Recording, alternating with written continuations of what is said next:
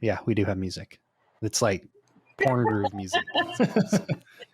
Oh, that reminds me. I need to Google what is porn. It's Love Actually, Mark, obviously. All right, let's start the show.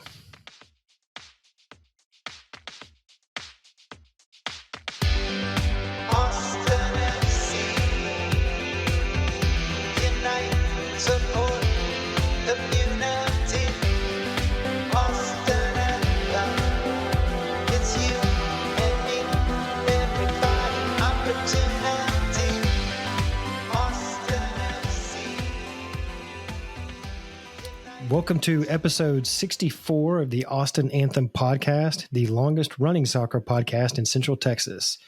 A quick rundown of what's in this episode. We have a lot of Austin FC news, including actual matches to talk about, a ton of Anthem updates, another episode of Trash or Cash, which I'm excited about, and a slew of world-class predictions will be made. My co-hosts tonight are Robert Avery, Mark Turner, possibly Connor Heffernan, and a special guest, Anna Hackett, will be joining us. So jumping right in, we now know what our opening matches will be. April 17th will be the first match in Austin FC history at LAFC. Second match will be April 24th at Colorado. And then the first home match at Q2 will be June 19th versus San Jose Earthquakes. What are we excited about, guys? I'm excited for soccer. I mean, we finally have a match. I'm excited for life. We're finally going to see Austin FC take the pitch. That's what I'm most excited about. I could really care less who they're playing at the time. We finally get to see the team. We get to see a product on the field. That's what I'm most excited about. Yeah, likewise. Mark? Sorry, apologies for that, guys. Hello, everybody. I'm here. Likewise, I'm really looking forward to seeing the team out there playing a competitive match. Obviously, we're not going to have the opportunity to watch the preseason games, which is a bit disappointing, but I am booked up. I have flight, I have hotel. I just need a match ticket now. I'm a little disappointed in that I was praying their opener might be against Colorado in Colorado because I'm from there, not originally, but most recently, and know everybody up there. And that would have made for a real easy experience for me in terms of travel and ticket. But either way, like Robert said, just excited to see the boys on the field finally. You know, it's obviously on the one hand, I'm just like y'all, just ecstatic to have actual real matches and dates and times and opponents and everything to talk about. It's kind of a bummer because, you know, we knew we were going to be on the road to start with for sure anyway, but, you know, at LAFC is a great first match. And I'm bummed that even if we do get to go, which is obviously a bit up in the air still, that it's not going to be the full stadium, full 32-52 experience that it could, would have, should have been. So, you know, not to sit here and, you know, lament and wallow in our COVID tears, you know, nonstop, but that's just one of those things that we'll unfortunately miss out on. But, you know, the good thing about the June 19th date for our first home match is, you know, fingers crossed. I mean, even if we don't have an actual full stadium, the farther out it is, you know, the higher the percentage of fans that will likely be let in. Yeah, that is exciting. I mean, you talked about the road games, and obviously that's disappointing. LA being the opener, I think, it compounds the disappointment. LA right now is experiencing a massive COVID spike, bigger than anywhere else in California and just about anywhere else in the country, which is really unfortunate. It's slowing the progress there, and it's going to make getting into that stadium difficult, if not impossible. But you're right. We have 3 months now to our home opener. Thankfully, we live in a place where people, generally speaking, if they're not in public office, are pretty smart.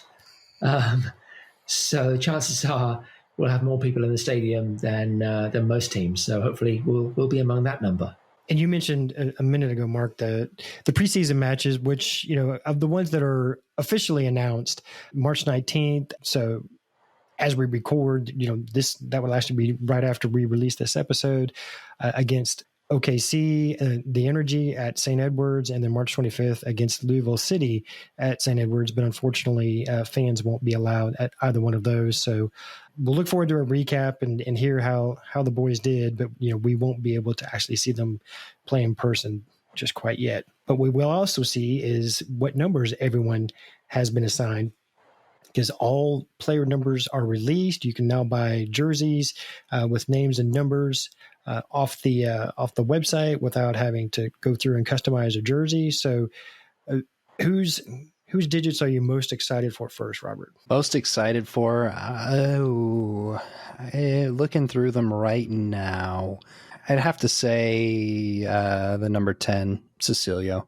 I think it's as a player or just the actual number. The number and the player. I think he's actually going to do well. And hopefully in our starting line. We still don't know who that's going to be. After these preseason matches, we should get a better picture of who's actually going to take the pitch in the starting 11. But I think number 10, Cecilio, is my pick on that one. Mark? Well, regular listeners to the show will know that I'm a big Alex Ring fan. So that being said, I don't get jerseys with players' numbers on the back. I've never done that. I came really, really close to it with Colorado Springs switchbacks because I fell in love with Luke Vercoloni. So nearly put his number on the back of my shirt.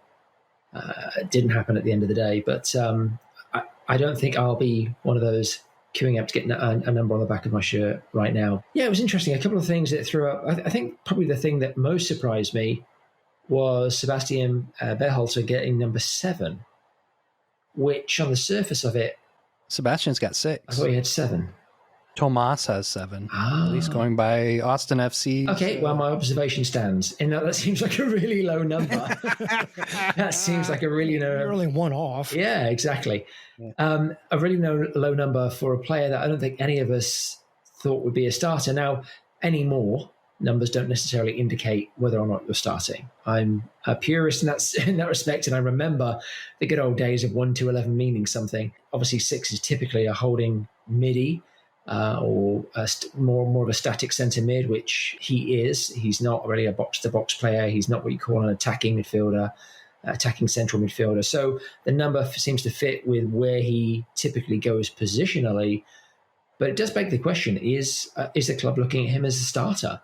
He's 19 years old now. He's young, but he's got experience. He's no longer a young pup. I mean, he's younger, but he has experience.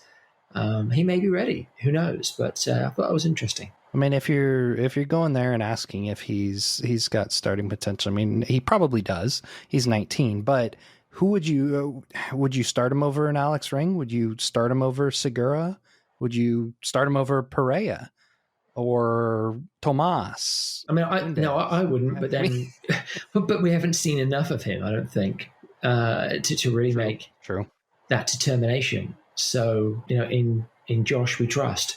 Josh Wolf has seen a lot of him and knows this young man pretty intimately. So, and again, we're speculating here based on a number which may or may not mean anything. It's getting to the point almost where being number 1 doesn't mean you're a goalkeeper anymore. I've seen outfield players wearing number 1, and don't even get me started on number 0.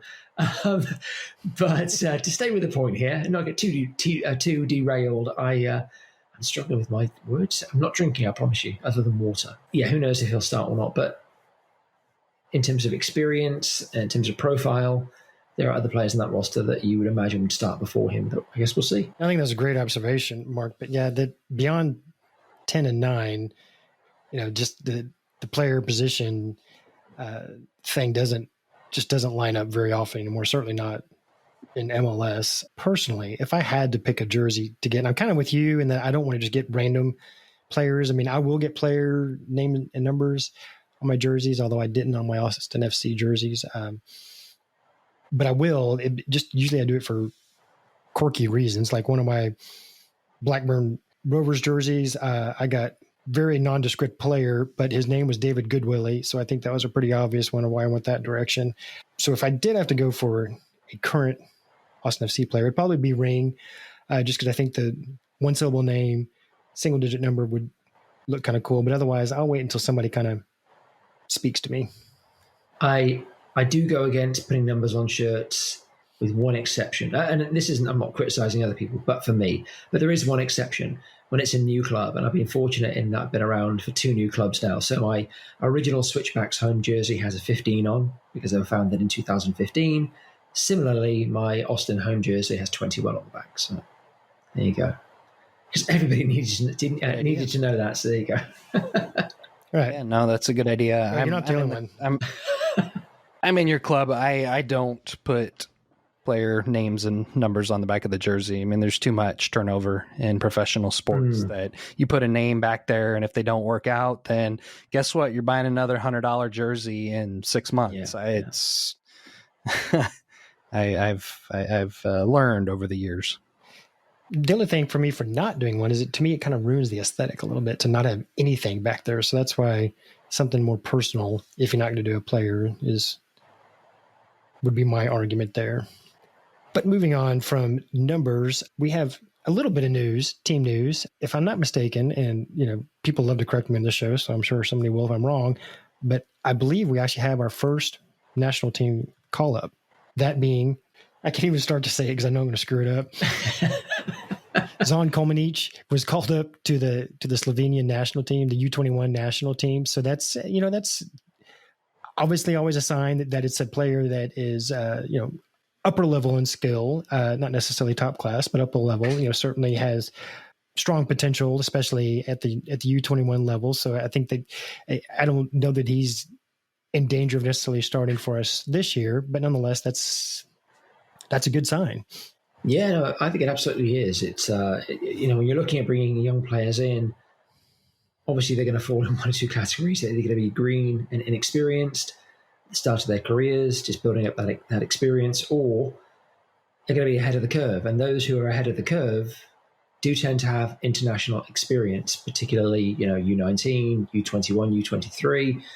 I think this young man has 30-ish, I want to say, caps at the U levels, not U23, but even below that. So he has been a regular in and around the Slovenian national team, and that's fantastic. I mean, Slovenia they're not any slouches. I think their FIFA ranking is, and again, talking about people correcting people when they're wrong, but I want to say they're in the low 60s, 60, 61, 62, 63, right in there somewhere. So how many countries in the world are there? I mean, 240, I'd say. But you think about that, that's like saying you made a bowl game in college football. When 75% of teams make it. I said I said Slovenia were no slouches. I didn't say they're World Cup contenders. But yeah, it is positive news. I'm excited for him. I don't know how many tweets I saw come out after Austin FC tweeted this news from fans saying, "Don't get hurt, don't get hurt." So hopefully he comes back in good shape, a little bit more experienced, and he'll be on cloud 9, having had an opportunity to represent his country once more. Absolutely, and hopefully it's the first of many call-ups that we see. I mean, obviously it's a bit of a two-edged sword, because if they're getting called up, it means they're good enough to get called up to the national team. Bad thing is when they're called up, they're not playing for the club, as you just mentioned. There's a chance of injury, but nonetheless, I think taking the chance to have players that are national team level or not, most fans are going to want those players on their club regardless. Mm-hmm. So this next point in our run of show, if I had to guess, who put that in there? Out of these two. So now I have not seen this news anywhere. So before I even read what it actually says, what do we know about what the full kit's going to look like? I mean, well, we obviously know the jerseys, but full kit. I haven't seen anything. So I possibly have. So I will edge I will edge my bets here, but I'm confident in the source and I'm confident in the image. Black shorts, black socks with primarily green trim, a little white in there as well. But yeah, an image has been seen by thine eyes. And so I believe this to be true. So I'm really intrigued. So when you say trim, like just little green trim on the shorts, you talking about, like maybe Adidas shorts on the socks? So usual down the side and across the top of the socks. Right. Okay. Yeah. Number color on the shorts? Say again? Did you see a number color on the shorts? That's a good question. You know what? I didn't look that closely. You have to assume white, right? On black shorts? Yeah, I would have to the be. Transgram? I don't know that this player was wearing shorts with a number on, actually. But you know what? If I'm right, which I'm fairly confident I am, then breaking news. If I'm not, this is the last time I've been on the podcast. It's been a pleasure. Thank you. Oh, I think that's a fun bit of news. So the way I'm seeing that in my head, I think that would look pretty solid. If that's, with obviously the primary home kit. I mean, I wouldn't think they clearly probably going to be all white with the white jersey, but that would not be shabby. Yeah. I think it looked really sharp. I think there's a danger when you have a jersey that's as distinctive as the one we have to maybe overplay the shorts and the socks, and then the whole thing look a little bit cartoony. This didn't. It looked business. It looked sharp. And if folks are interested in trying to find images for themselves, because I think there might be at least one floating around in the ether, it was Johan Romana. Was it Romana? Romagna. Okay. I saw that picture on Twitter earlier. Oh, there you go. Was he wearing the full kit? All right, moving on. Hey, I'm going to jump in on this one because I put this on the Runner Show as well, and I was fortunate enough to be able to attend this. So Austin FC had its first presser this past week, its first press conference within the season, of course. There have been other opportunities to talk to members of staff and players and such, but this was the first official preseason press conference with media having an opportunity to visit with Josh Wolf, and then on a separate day having a chance to visit with Danny Hudson and Hector Jimenez. And it's great. It was fun. It was fun to be a part of it. A lot of talking, not much said, if you know what I mean. But then, to be fair, that was probably down to us, the media, more than it was down to those being asked questions. We asked kind of the stock barrel of questions you'd expect from media week one. And so there were no incredible revelations, but it's preseason for everybody, Mark. True. It's right. We've got to work on our game here, build up. I have to try and get away from the "you scored a hat trick, how do you feel" question. But it was good. Like I said, it was good to visit with Danny Hudson and Hector Jimenez in particular. Later this week, I'll have an opportunity to visit with Alex Ring, and I think there's one other player as well whose name is escaping me. So yeah, this is great. It's starting to feel real. It's great to get access to the players, and I'll be posting on the Anthem Slack if anyone's interested in dropping me questions better than the ones I'm pitching right now. Apparently, that would be awesome. So, what was the media showing like? It was decent. I think there were about a dozen of us. Yeah, not everybody asks questions, and some folks ask more than one. Guilty. But it was good just to be able to talk about, what's going on the practice field. What are you seeing now, Coach, with your own eyes? How do you see the character of this team developing, and what's going to drive that? I actually got the opportunity to ask a question about who might skip at the team this year. So if anyone's seen my latest piece on Last Word on Soccer, which I think dropped a couple of days ago, I mentioned that in the article. But spoiler for my own piece, I'm going to tell you that, unsurprisingly, the coach wasn't ready to nail his colours to any player's particular post. But he rattled out a few names that, usual suspects. Although I say Danny Hudson was one he did name check, which, despite the fact he's an experienced MLS player now, I don't know how many other fans would necessarily see Danny Hudson as skipper. But the more I think about it, the more I think he would be as good a choice as maybe some of the other frontrunners on the roster. So yeah, it was good. It was good just to be able to talk with the folks and discuss our first week as a club officially. That's a good tidbit, Mark. I mean, I agree. I don't know that if I had to pick my top 3 or 4 candidates to be potentially captain, if I would have picked Hosen for sure. Okay, now getting into Anthem updates. But before we do, we have a special guest that's going to be with us for the rest of the show. Anna Hackett, who is a recently elected board member for Austin Anthem. Thank you very much for joining us. Welcome to the show. Hi, everybody. Happy and excited to be here and happy to get to talk to you guys. We are very happy to have you here. And, this may end up being one of our smarter shows just for your presence. Don't set the standard. Not aiming very high. I like to set everybody else's high, so that way, if I come in a little underneath, it's okay. And it looks like I've done well. So one thing we definitely want to make sure everybody knows about and starts to make plans for is music practice at Circle Brewing. The next one will be Wednesday, March 24th at 7 p.m. And from there forward, it will be a weekly event. It is outside. Everybody is socially distant. Musical talent is completely optional, and a love of beer is an asset, but also not required. Last week, Robert and Anna and myself were all there. So, Mark, you can stay silent in this portion, but just say your thoughts of how it went. I mean, I have exactly zero musical talent. I believe I was part of the tambourine team, which is where they put the people with less musical background, as it were. And we had a great time. It's just about having fun. I was at the La Murga practice tonight, where it seems to be people with a bit more background practice. So that's an option. But, if you come to Anthem practices, just about having fun and being enthusiastic and hanging out and learning some chants. That's all it is. Yeah, I just went to drink beer. That was my reason for going. I was there to hang out with Anthem members and drink a little Circle beer because it's delicious. The Epic playlist is one of my favorites.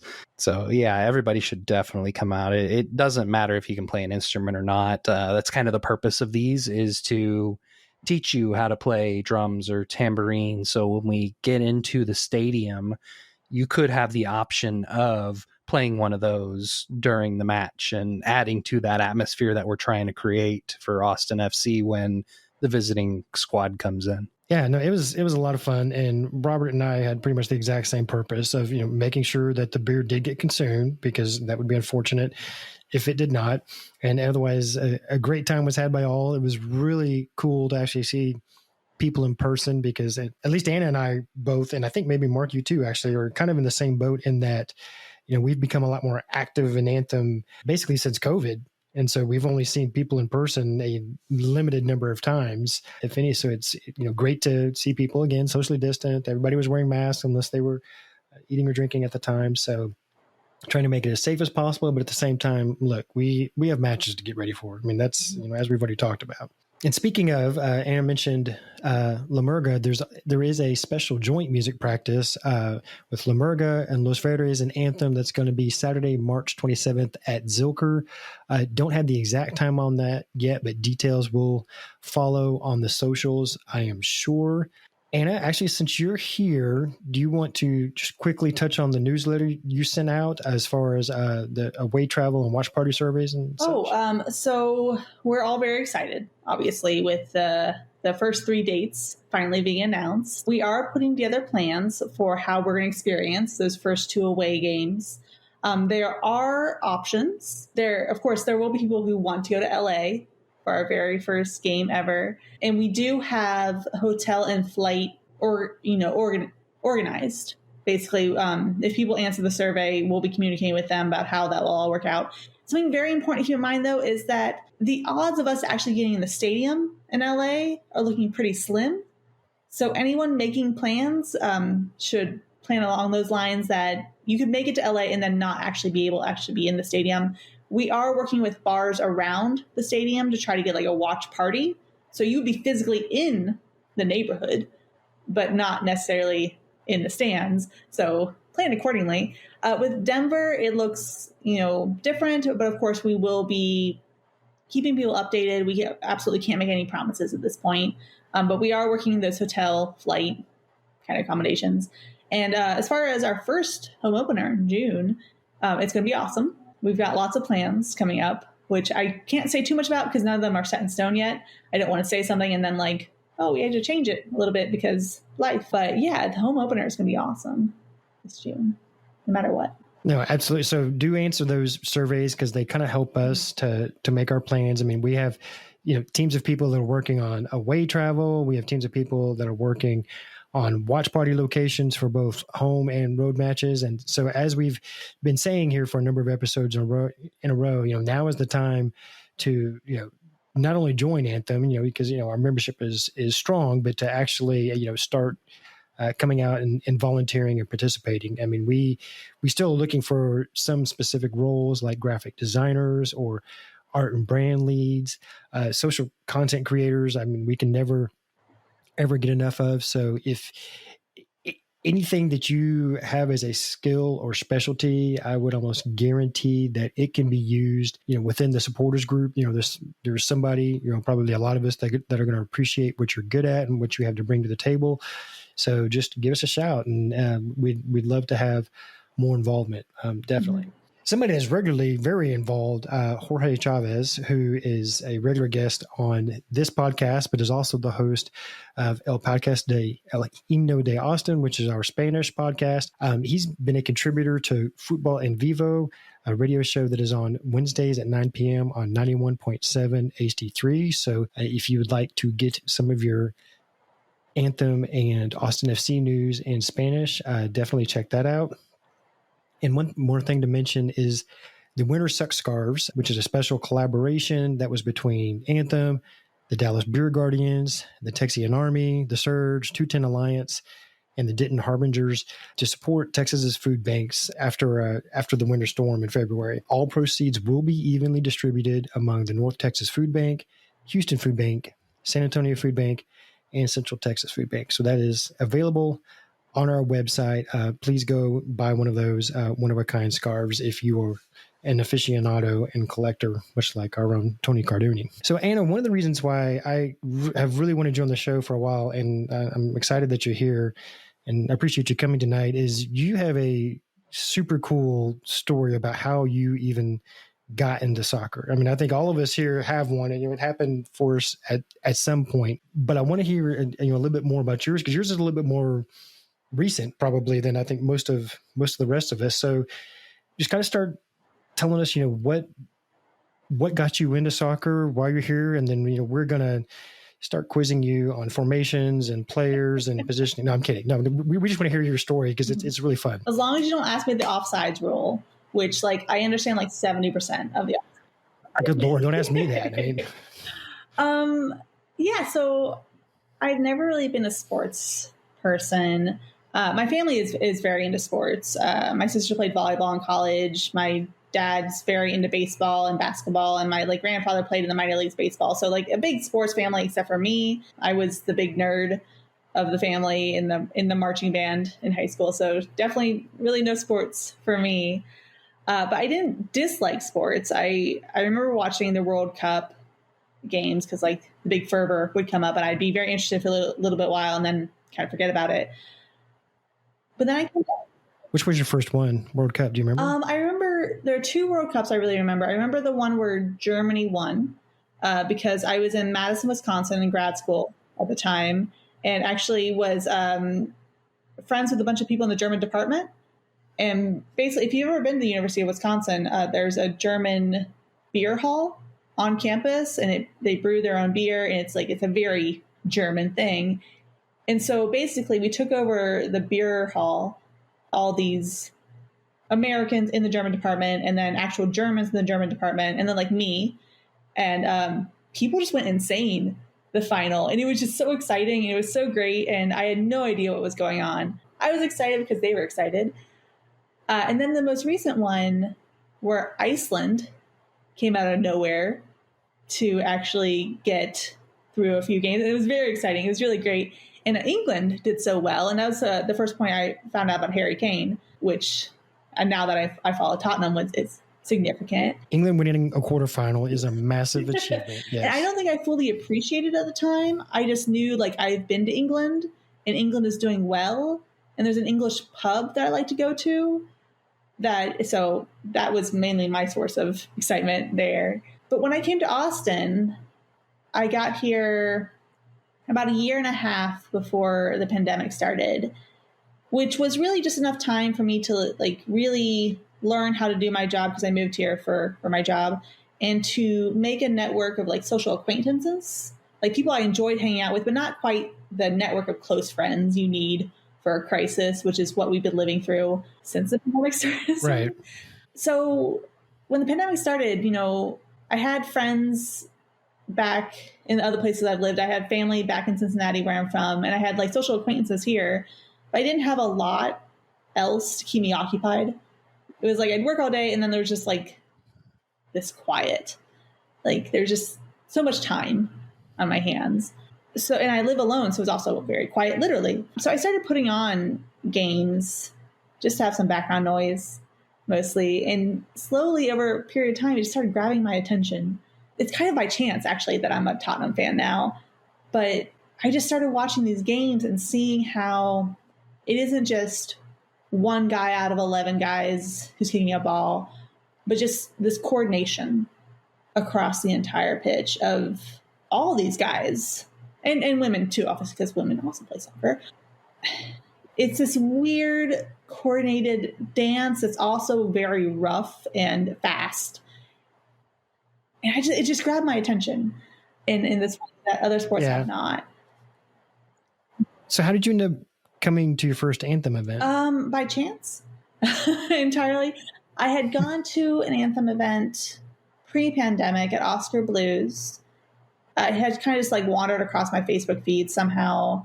It was a watch party for something. I don't even know. I didn't really watch the game. I was there by myself and mostly was just there because I didn't know anybody in Austin at that point.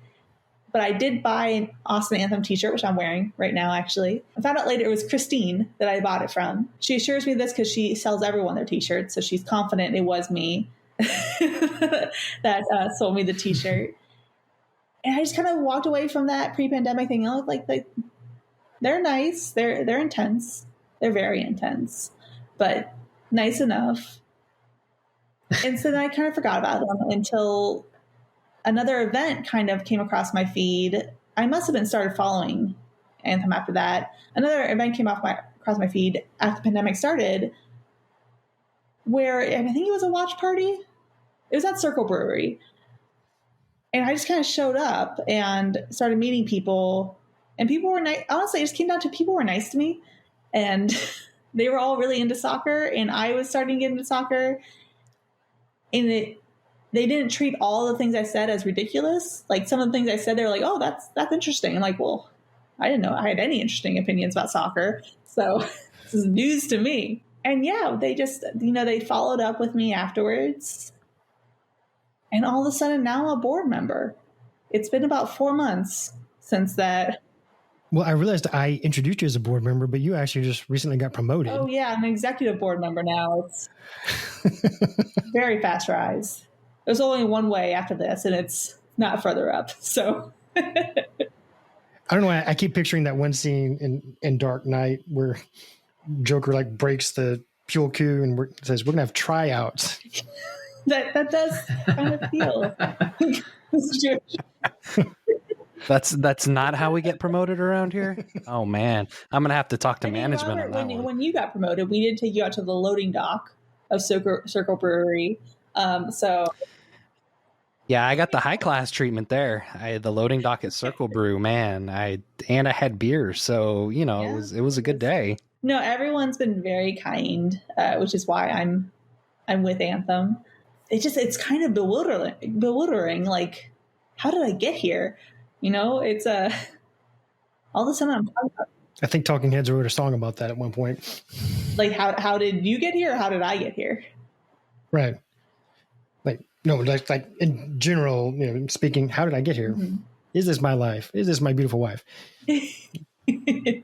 Yeah. So that's like actual lyrics, people. I just got it. I literally just got it. So you also mentioned your love of Tottenham. So of all teams in not just the Premier League, but European soccer or, across the world, why did Tottenham appeal to you?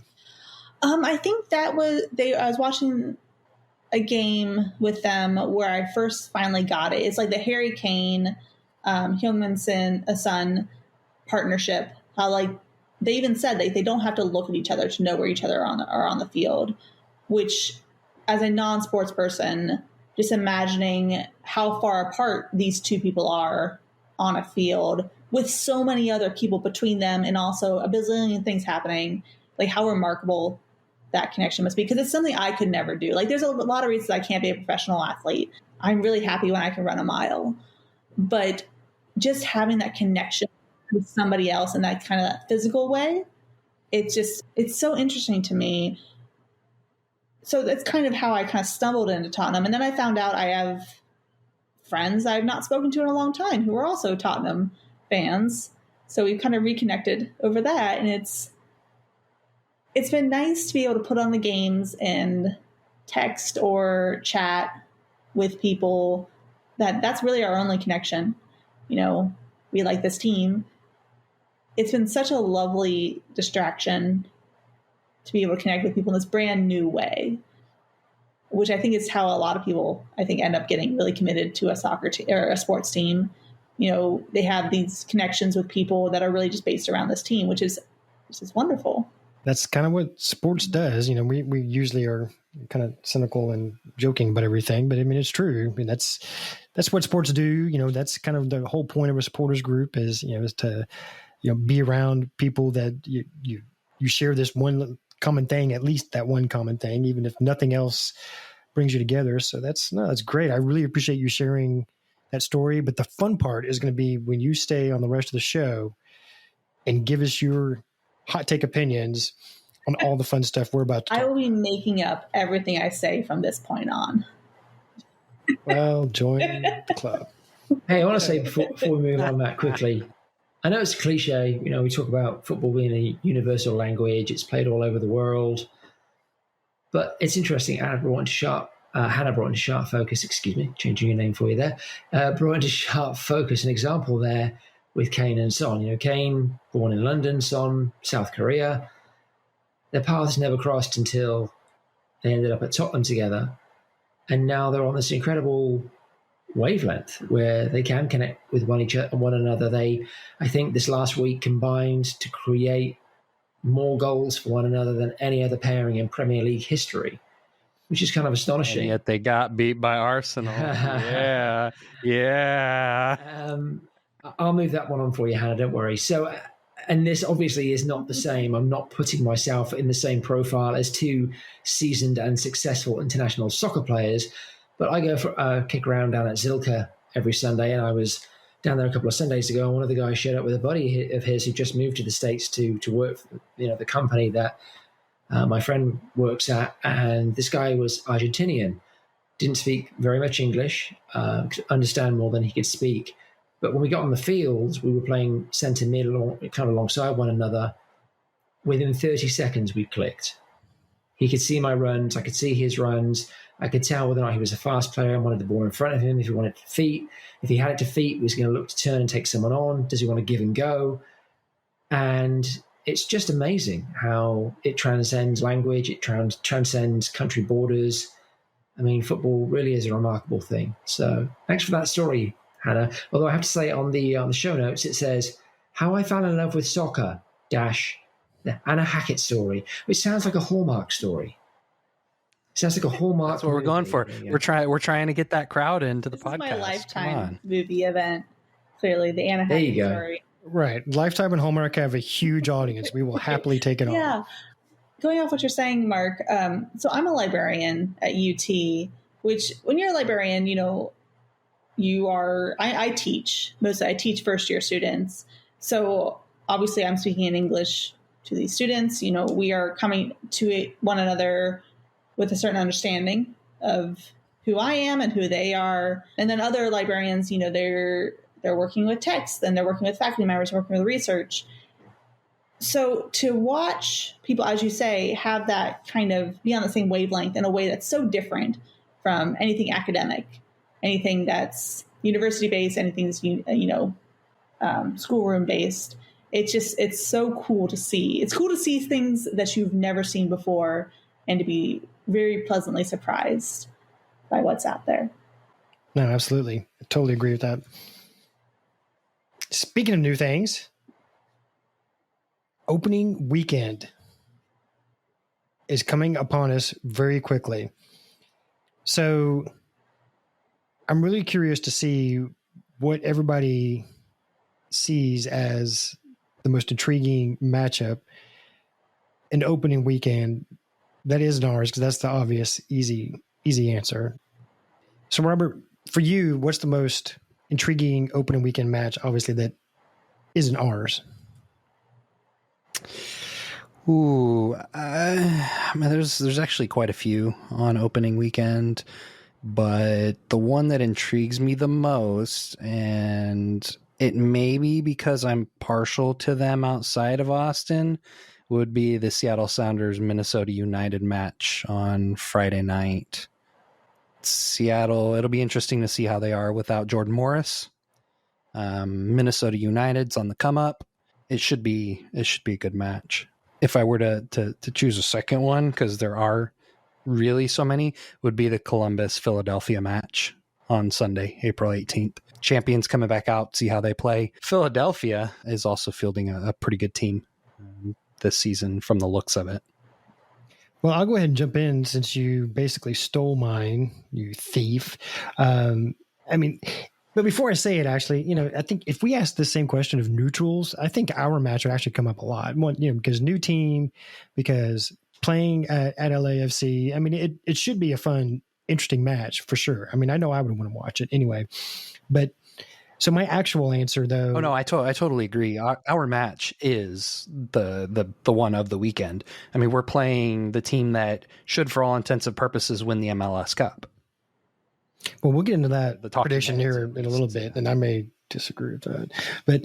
But no, your crew union pick actually for me is the most intriguing one of the weekend. I mean, we have the defending Cup champs versus the Supporter Shield winners.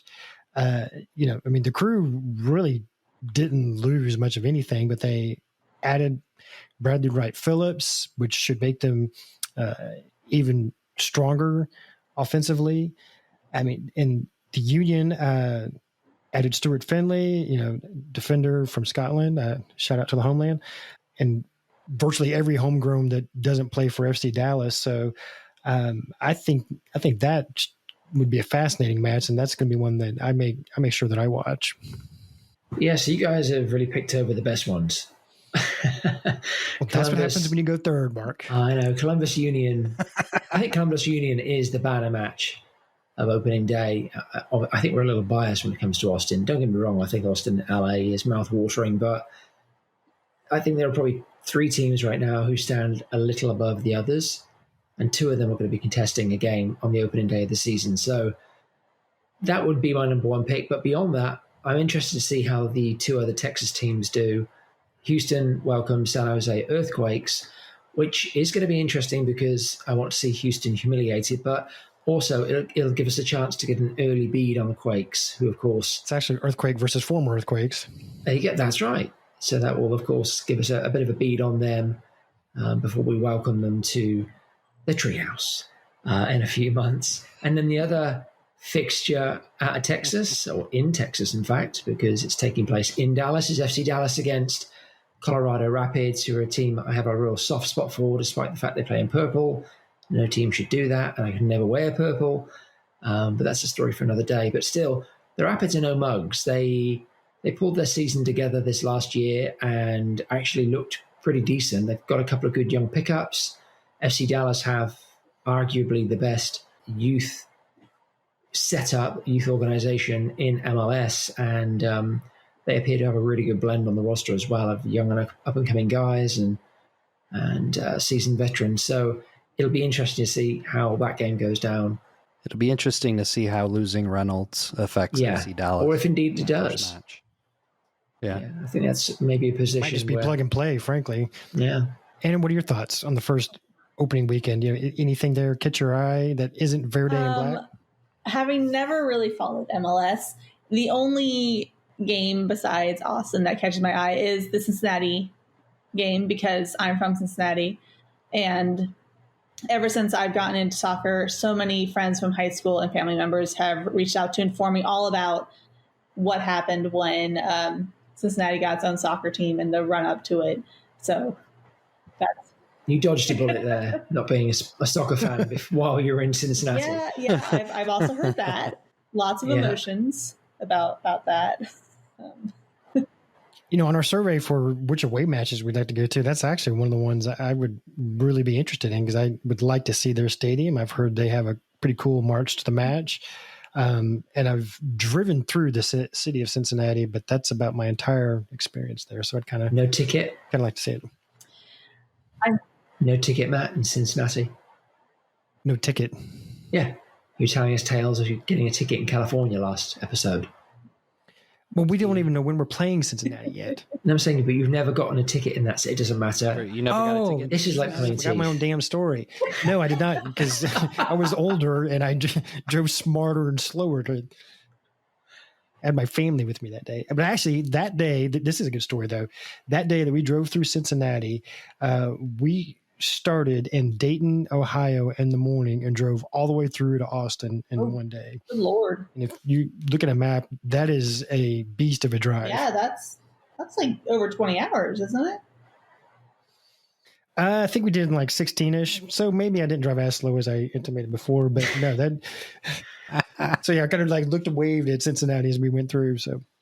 Well, if we all make our ways to Cincinnati for the game, I'll warn you about the speed traps so you don't get a ticket in Cincinnati. I appreciate that. All right, so our next prediction sure to go wrong. That's one thing I love about the show. We never go back and see what we said, so who knows or cares if what we said is correct. But before any season starts, I mean, you've got to say who you think is going to win the championship. So I think from each of us, one legit pick for your MLS Cup champion. You can even give us a Porter Shield winner if you like, but one dark horse team that wouldn't necessarily be who everybody else is picking. Anna, would you like to take the honors this time? Oh gosh. Who? Cincinnati to win it all. Okay. That would be a dark horse. That would be a definite dark horse. I'll say Austin to win it all, and then Cincinnati as the dark horse, because those are the only teams I know of. That's not going to happen. So I'm already undermining myself. Although if Austin won the MLS Cup, like in their first season, that would be... Stop following sport at that point, because that's it. That's the high point. Yeah. Burn your shirt. Hang it up. Go home. From It's sport. done. Yeah. I mean, I told you I'd be making up everything from now on. So that's my made up fantasy of how this season will go. Very, very fantastical. Okay. I appreciate you diving right in. And you know what? It's as good a reasoning as any of us is going to come up with. So Robert, go ahead and show where I'm right. We need reasons for these. Oh man.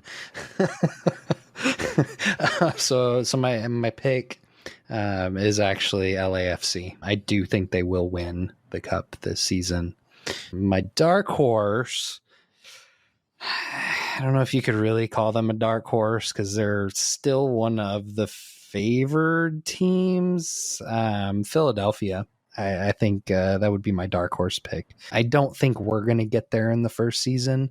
Then again, I've been wrong before. All right, Mark, I've got to hear what you have to say after that reaction. He picked my pick, and I was hoping he wouldn't pick my dark horse as well. So otherwise, I'd have nothing to crow about. I think that there are probably 3 or 4 super serious contenders, but I'm inclined to agree with Robert that LAFC, it's their year.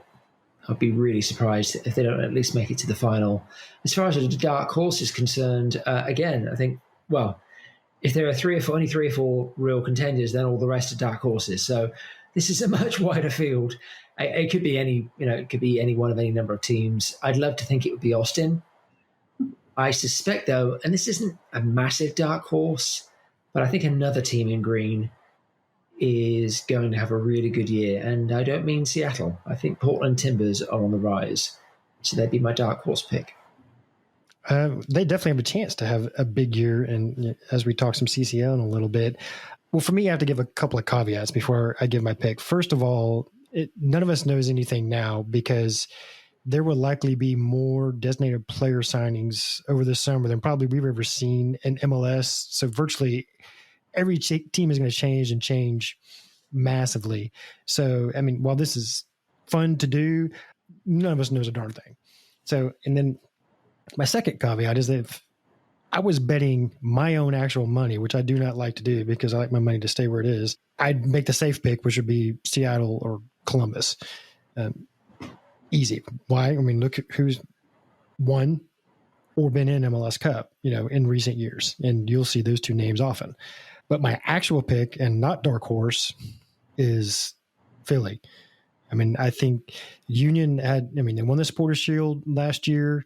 I think they've only improved since.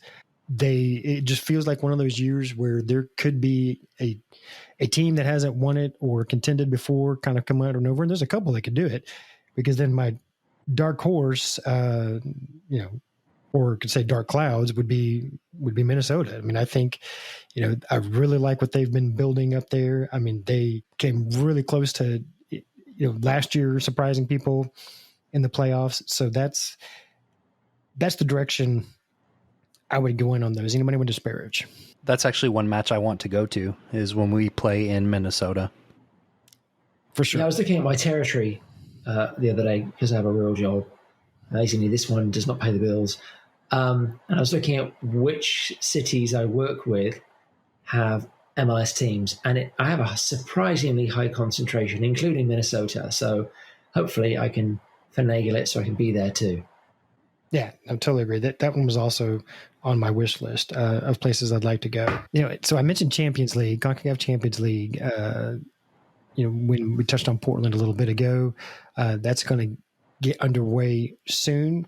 Does anybody here brave enough to predict that this will be the year that an MLS team finally wins it in this format? I just had to look up the league in Wikipedia. So, no, I don't have any predictions. Just no, I don't think MLS is winning it this year. Where's Connor when you need him? Right, because he would make some totally absurd prediction here. So, Mark, you wouldn't be on board with an MLS team actually taking the finals? I don't know. I can't know everything about everything, Matt. You expect too much of me. Well, you've set my expectations very high. Honestly, this is not a competition I pay a lot of attention to. I just have not historically. So I don't. I'm aware of the tradition. I'm aware of the voodoo hoodoo, but I'm not really in a position to be able to speak to that. So, I mean, I'd like to see an MLS team break the duck, but I couldn't tell you whether it's feasible or not. No, that's fair. I mean, I think, every MLS team should advance at least to the quarters. I mean, because they all have very winnable matchups in the first round. I mean, if you look at the brackets, Portland certainly has the easiest potential path to a final because they would only have to play, I believe, one Liga MX team to get there. But the problem is that one Liga MX team that they would have to play to get to the final is America, and they probably have the easiest path to the final of any team in the tournament. So for me, I don't see an MLS team winning this year, and this one may even end up being a two Mexican team final, frankly, especially because like as we were talking about the might be. I mean, you say America down there in the bottom of the bracket. Philadelphia is on that side too. And that's a tough call. I don't think MLS will win this tournament. I mean, you've got Leon, you've got Cruz Azul, Monterrey, Saprissa, and Club America. It's probably going to be one of them. Right, but if America did play, Philly, that wouldn't be till the quarterfinals, till the semifinals, right? Semifinals, yeah. And so right before the finals, so they'd have to get through them. Exactly, and then get there. So that's where kind of the earlier discussion. I mean, Philly could and should be in the running for multiple trophies. So that may come down to where are we putting our resources? Once that comes up, so that's part of what makes midweek cup matches very intriguing, at least for me, for sure. Yep. Agreed. All right, I think we've gotten probably to everybody's favorite part of the show, or at least recent most favorite part of the show. All right, so here we go with this week's episode of Trash or Cash, where we make fun of every other team's jerseys in MLS. Ladies and gentlemen, crank up that AC because it's about to get hot. It's gonna get ugly. It's time for Trash or Cash.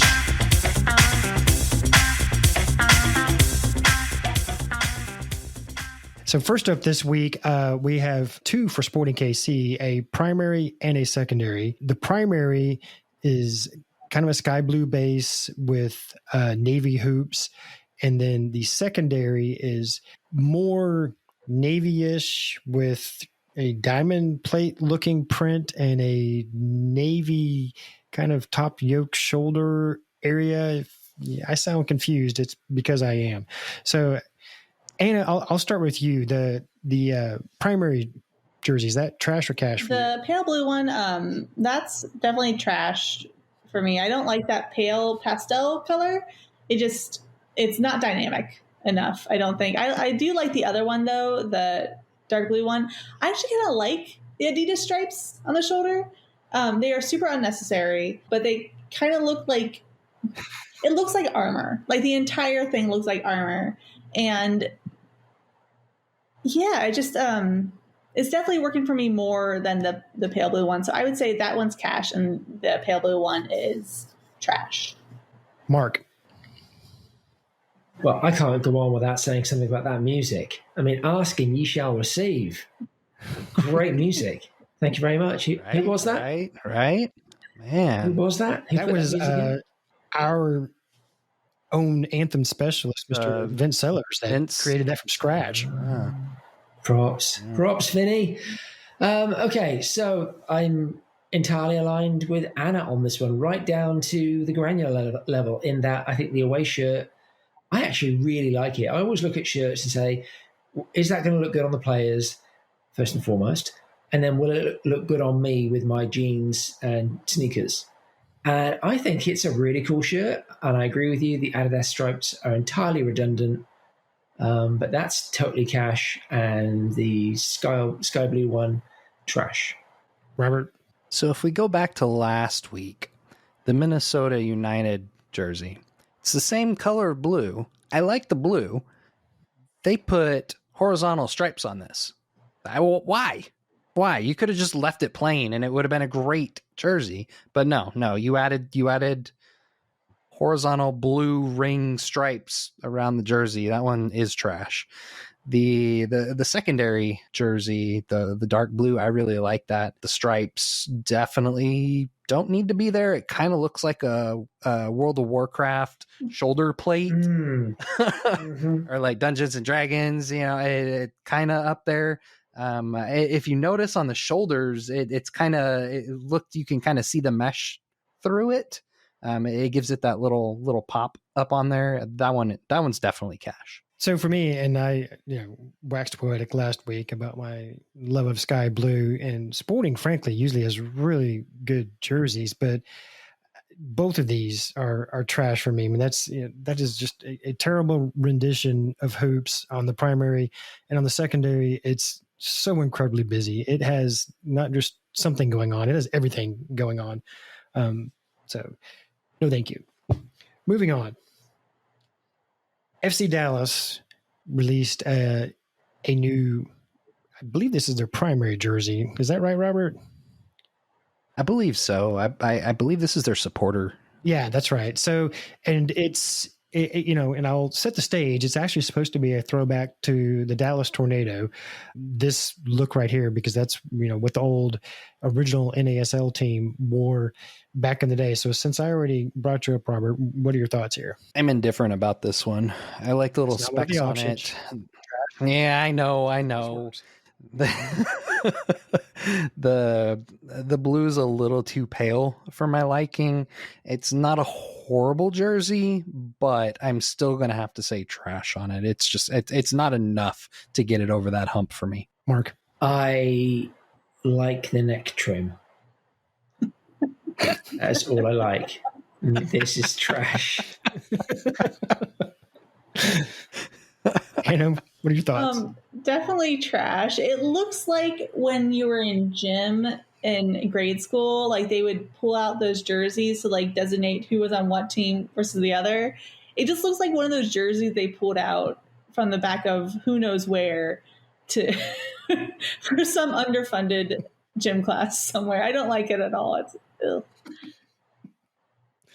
Oh, I love that description.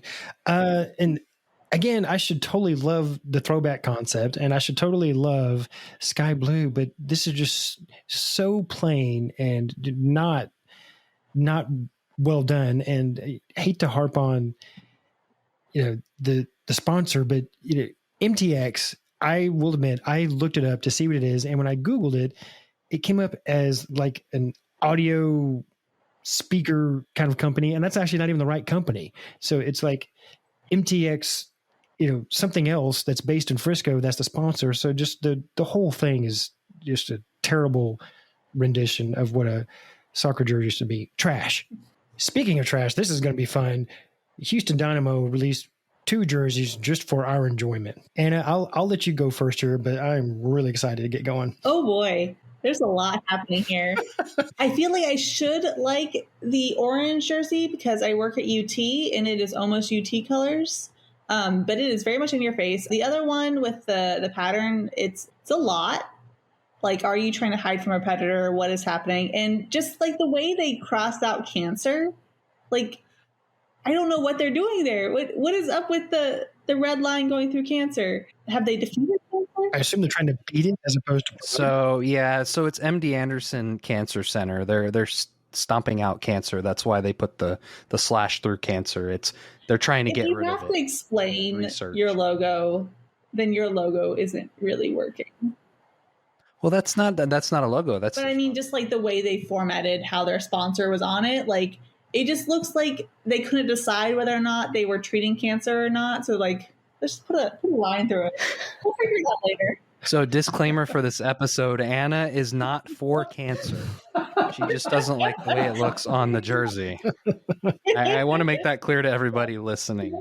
Cancer bad, jersey bad. Cancer bad, okay. So both of them are trash. Mark? I really, really like the orange one.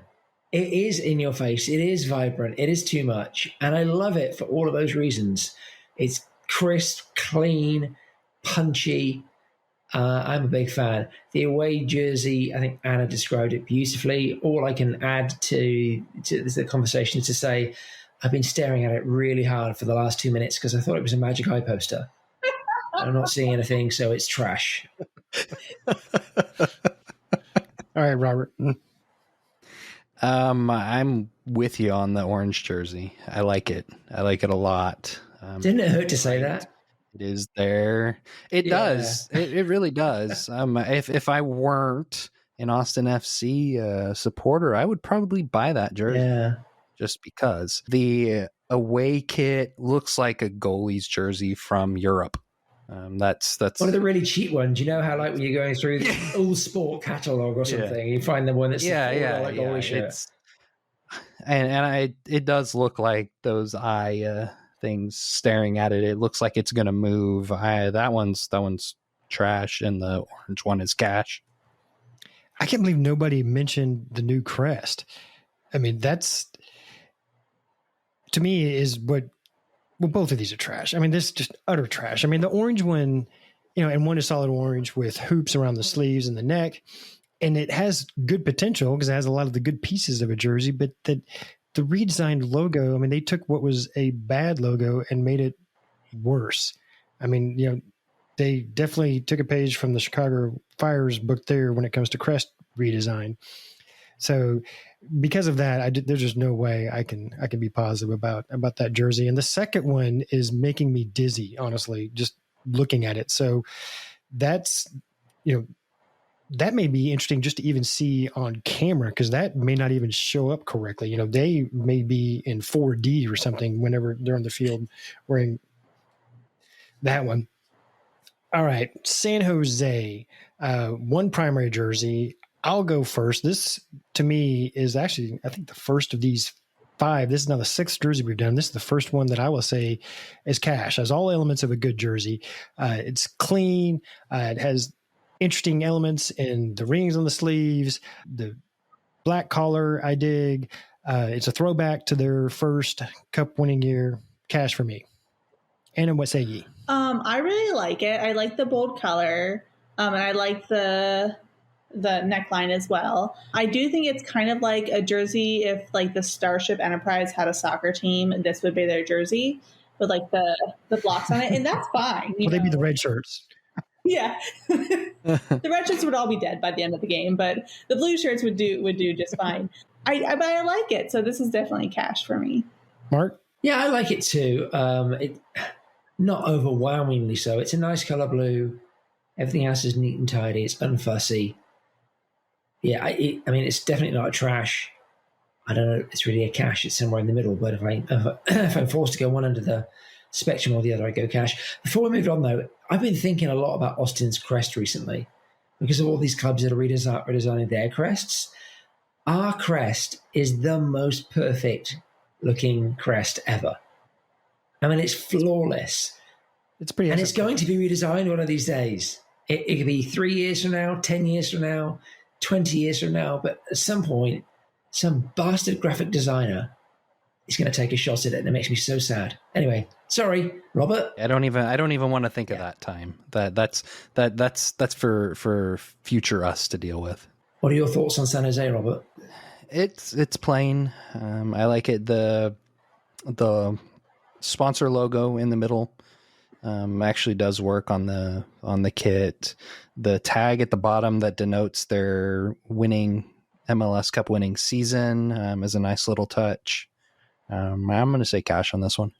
Next up, Columbus Crew, primary and secondary. Primary is black with some sort of matrixy looking design. That's not a word that I just said. Secondary is gray with a design that, if I'm not mistaken, that's actually the sponsor logo, like embossed on there. Are you kidding me? We got some work to do here. All right, Mark, you jump in first this time. Yeah, I mean, I like the first shirt, which is predominantly black with yellow accents. It does make me want to whip out my phone, though, and scan it for a QR code. But I like it. It's very smart. The away shirt is just incredibly boring. I'm not digging that at all. It actually reminds me of what I think it was Anna had said about the old sports jerseys of the olden times. So anyway, cash and a trash. Anna. Yeah, I agree with Mark. The black one, it is interesting. It almost looks like one of those maps that you see in airports with like just the very outlines of countries and they're very vague, which is kind of distracting, but maybe that's like their strategy. Like their jerseys will distract the other players and then they win. The gray one is just very boring and very cheap looking. So cash and trash for me as well. Robert? Yeah. Black one is cash. Gray one is trash. I don't have a whole lot to say about them. Everybody else has said everything there needs to be said about these jerseys. Yeah, I think that might be actually a four-way agreement because I'm same boat.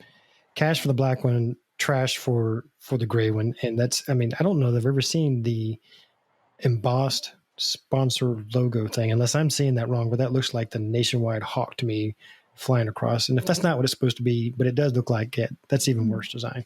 So, fee on the. Next up, new primary jersey for the Vancouver Whitecaps. Robert.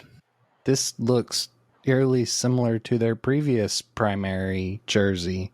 It's white with the light blue and dark blue ring around it with Bell in the middle. I don't see what they've changed from last season. It's too plain. It's trash for me. Mark? Yeah, what he said. Anna. I don't hate it as much as some of the other ones we've looked at. I wish that the neckline was different, like maybe more pointed, because like the bell part is already very rounded. But yeah, overall it's trash for me. See, and that's just amazing when we disagree so much. For me, this one's total cash, and probably the only one here I would actually consider buying. It's clean, the rings work, the sponsor is not offensive, whether they've done a similar look or not. And I think you're right there, Robert. If the look works, stick with it. So, I say well done, Vancouver Whitecaps, and everybody else does not have good taste. Finally, and see, that's the good part about running the show, is I get to have last word. Final jersey for this week, a new primary for the Portland Timbers. Is there a story behind this one? I actually don't remember on that one.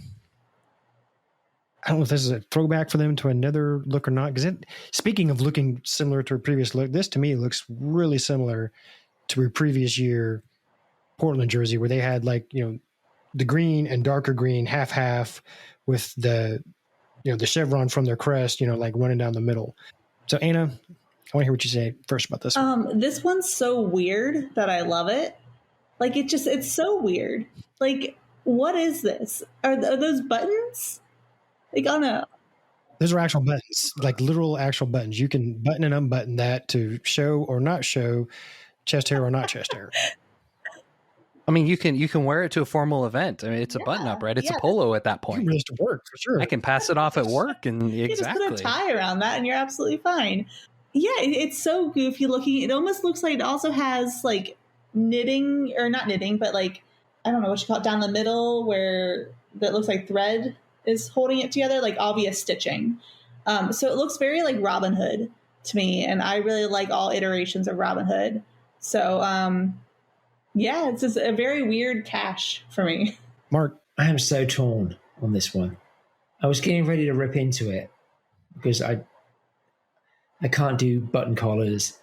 I think there are too many different types of color going on there. None of them really match up. I was going to suggest that the stitching effect down the center made it look like Frankenstein's monster. And then Anna had to throw out Robin Hood. And I adore Robin Hood. And so now I'm screwed. I'm in a total quandary. I think I'm marginally going to go trash. That was a long road to get there, Mark. I'm sorry. I really am torn on this one. Robert? I'm trying to decide how much I like it, and whether it denotes it being cash or not. Yeah, I'm gonna say it's cash. I do like the stitching effect up the front. I bet it looks even better in person. I'm not offended by button-up jerseys. I have an Arsenal kit downstairs that has button-ups on it, and yes, I did wear it to work because button-up collar. So we're gonna go cash on this one. Yeah, I agree with you and Anna. I mean, it is weird, but yet it somehow does all come together and work. So this is total cash for me. I think it's cash for effort, trash for execution. I think that's what I'm thinking. But you guys aren't wrong, and I like to hear. I bet it looks better in sure, versus a picture off of a website. Yeah. And finally, before we wrap up this week, we do have some picks to make, as always. First match that will be played Saturday the 20th at 3 p.m. Central Time on NBCSN, Brighton versus Newcastle. This is one of those matches that if it's either at the top of the table or the bottom of the table, either way is super interesting because it is very, very meaningful. Robert, who do you like? You would make me pick first, man. Ooh. You know what? I'm going to go with Brighton on this one. Anna, what are your thoughts? I'm going to pick Brighton as well because I can remember a few times watching Brighton games and thinking, oh, they did something good. But I can't remember a single time when I watched a Newcastle game this year and it's like, oh, look at that cool thing they just did. And granted, I've only been watching a year. That's so harsh. I've only been watching this year, though. It's like having Roy Keane on the podcast. I've ever had on this show, honestly. When you have no knowledge or experience, you just take big swings with your opinions, and and they connect sometimes. Mark? This is really an interesting game. So Brighton are desperately trying to dig themselves out of the bottom three relegation positions. Newcastle seem to be dedicated to plummeting into those positions and heading down at a rate of knots. Really, form speaks to Brighton winning this one, and I'm not going to go against form. So when I lived in Denver, I used to play on a men's league team where our best player was a defender, probably 6'4", tall, lean, He was British, and if memory serves correctly, he would smoke roughly 16 or 17 packs of cigarettes before each and every match, and then have somewhere between 4 and 7 to 30 pints after the match. And yet he was far and away our best player. And he was from Newcastle and was a major United fan. So I'm going to have to pick Newcastle on this one. That's good reason. I thought so. Second match, and probably the more important one to some people on this show, maybe not, if anyone wants to possibly start screaming and yelling about a certain 50th championship won anytime now while I stall. 55. That's what I said, so we can do that part. That's right. This is the massive, mighty Glasgow Rangers versus Glasgow Celtic in the Old Firm derby, with Rangers having already secured the Scottish Premier League title with 16 games to go, which is a record, having conceded only 9 goals all season domestically. They haven't lost a single game in the league this year, and they're blazing a trail in the Euro Cup as well. So Rangers are having an absolute season for the ages, while the 9 in a row wheels of the Celtic Championship title, looking for their 10th, have come off in dramatic fashion. So two teams meet for the last time this season on Sunday, and oh gosh, who am I going to go with? I actually think it's going to be a narrow. Suspense is killing. It's going to be a narrow victory in Rangers' favour. I think there's always the hangover once you've secured the title, and we saw that with Liverpool this last year. And I think Celtic are going to have the bit between their teeth and going to be desperate to inflict Rangers' first league defeat this season. So it's going to be close. I mean, it could be a draw, it could be a 1-0, but it's going in Rangers' favour. Yeah, I don't see how you could pick against Rangers in that. So, spoiler, that's already my pick. I'll put myself in there. Anna, what do you think? I have no opinion either way. My only knowledge of this matchup is the historic rivalry between the two teams, which I have no idea where they are in relation to skill or form against one another. Just that there's a big history, and that's been very interesting to learn about. So, yeah, no opinion for me on this one. So that's Rangers, okay. So it automatically defaults to Rangers when she doesn't pick? Okay, I see how that is. I'm going to pick Rangers. Just for you. I'm wearing the jersey. Folks can't see it, but I have the jersey right here. Proudly wearing it. And that wraps us up for this episode of the Austin Anthem podcast. Austin Anthem is the supporters group for Austin FC. Catch up with us online and become a member at austinanthem.org. And be sure to check us out on all of the social medias. Anthem merchandise is available on our online store. We offer free shipping for fantastic Grackle gear that you can wear in the stands or around Austin or around the world. There are no limits there. All merch money goes to fund our nonprofit's operation. Today, we close out the podcast with a song by Austin's own 3-piece power band with one of our favorite names in recent history, Hong Kong Wigs. I love that. They have been recently featured on KUTX and NPR's Live Sessions show, and they've quickly gained fans from all over. You can find out more on social platforms by searching for @Hong Kong Wigs Band, and the song we're going to be playing is titled Little Oceans. Thank you much for listening. If you'd like to send us music to use in the pod or know some musicians who might be interested, drop us an email at podcast@austinanthem.org. We'd love to showcase more Austin music and musicians to Austin soccer fans. This episode was hosted by Robert Avery, Mark Turner, myself, Matt Barber, and our very special guest that we really appreciate, Anna Hackett. Remember to leave us a review and subscribe to the show. Send tips on how to make the show better to podcast@austinanthem.org. Wear a mask. Stay safe. See you soon.